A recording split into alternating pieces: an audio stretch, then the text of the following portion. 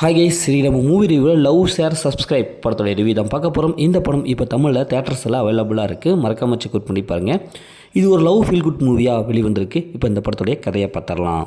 படத்துடைய hero heroine 2 பேரும் college படிச்சுட்டு இருப்பாங்க. ஹீரோ நல்ல டேலண்டான பையன், மிடில் கிளாஸ் பையன், நல்லா படிக்கிற பையன். ஹீரோயின் பணக்கார வீட்டு பொண்ணு.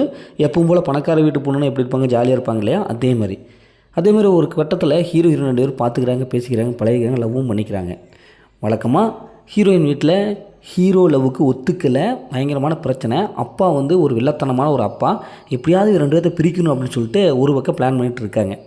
இன்னொரு பக்கம் ஹீரோயின் தன்னுடைய ஹீரோவை கூட்டிக்கிட்டு அம்மா கிட்ட இன்ட்ரடியூஸ் பண்ணலாம் அப்படின்னு சொல்லிட்டு வராங்க. வர வழியில் ஹீரோயின் காணாமல் போயிடுறாங்க.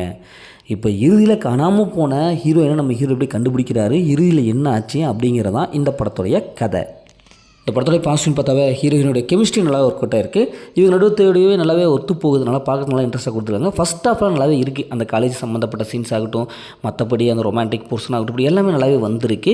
ஹீரோ நல்லா படிக்கிற டேலண்டான பையன், அவங்களுக்கு காமிக்கிற அந்த சீன்ஸ் நல்லாவே இருக்குது. படத்தில் நடித்து எல்லாமே சூப்பராக பர்ஃபார்ம் பண்ணியிருக்காங்க. வழக்கமான ஒரு வில்லத்தனமான ஒரு அப்பா, அவருடைய வேலையை கரெக்டாக பண்ணியிருக்காரு. படத்துடைய கிளைமேக்ஸ் நல்லாவே இருக்குது. படத்துடைய பிஜிஎம் பொறுத்தளவுக்கு சூப்பரான ஒரு பிஜிஎம் கொடுத்துருக்காங்க. அதேமாதிரி சினிமோட்டோகிராஃபிக் நல்ல ஒரு விஷுவல் எஃபெக்டாக கொடுத்துருக்காங்க. கலர்ஃபுல்லாக இருக்குது. இந்த படத்துடைய மைனஸ்ன்னு பார்த்தாவே அந்த படத்துடைய கதை தாங்க. ஏன்னா 80s 90s காலகட்டத்திலிருந்து இதே மாதிரி லவ் ஸ்டோரி, ஏகப்பட்ட லவ் ஸ்டோரி நம்ம பார்த்துருப்போம். அதே டெம்ப்ளேட் தான் இவங்களும் எடுத்து வச்சுருக்காங்க. கொஞ்சம் மாற்றமே இல்லை.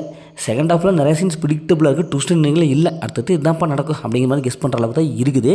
வழக்கமான லவ் ஸ்டோரி, அதே சீன்ஸ் அப்படியே அதே டெம்ப்ளேட்டில் அப்படியே நமக்கு கொடுத்து வச்சுருக்காங்க. அதனால் போரிங்ஸாக இருக்குது.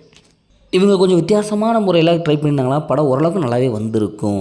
இந்த படத்தில் அந்த மாதிரி சீன்ஸில் எதுவும் இல்லை, ஃபேமிலியாக பார்க்கலாம். மொத்தம் அந்த படம் எப்படி சூப்பராக சொன்னாங்கன்னா, இந்த படம் ஒரு ஒன் டைம் வாட்சபிள் தான் நான் சொல்கிறேன். ஓகே, இதே மாதிரி அடுத்து ஒரு புதிய மூவி ரிவ்யூ சந்திப்போம்.